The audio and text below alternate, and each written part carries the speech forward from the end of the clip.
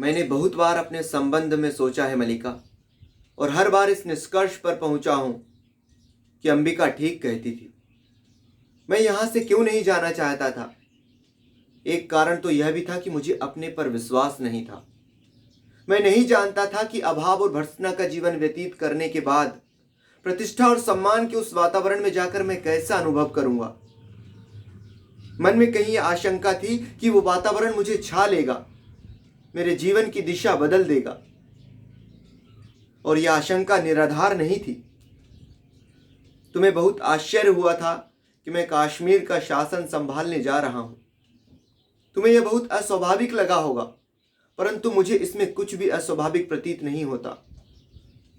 अभावपूर्ण जीवन के लिए वो एक स्वाभाविक प्रक्रिया थी।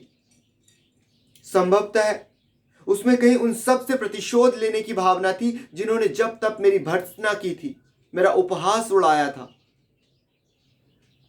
परंतु मैं जानता था कि मैं सुखी नहीं हो सकता।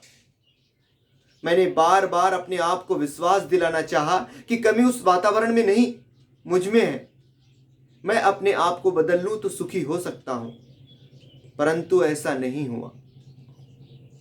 न तो मैं बदल सका, न सुखी हो सका। सम्मान मिला, अधिकार बहुत मिला। जो कुछ भी मैंने लिखा था उसकी प्रतिलिपियां देश भर में पहुंच गई, परंतु मैं सुखी नहीं हुआ।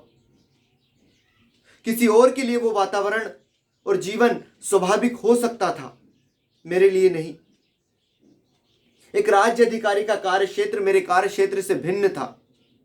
मुझे बार बार ऐसा अनुभव होता था कि मैंने प्रभुता और सुविधा के मोह में पड़कर उस कार्यक्षेत्र में अनधिकारिक रूप से प्रवेश किया है, और जिस विशाल में मुझे रहना चाहिए था उससे दूर हटाया हूं।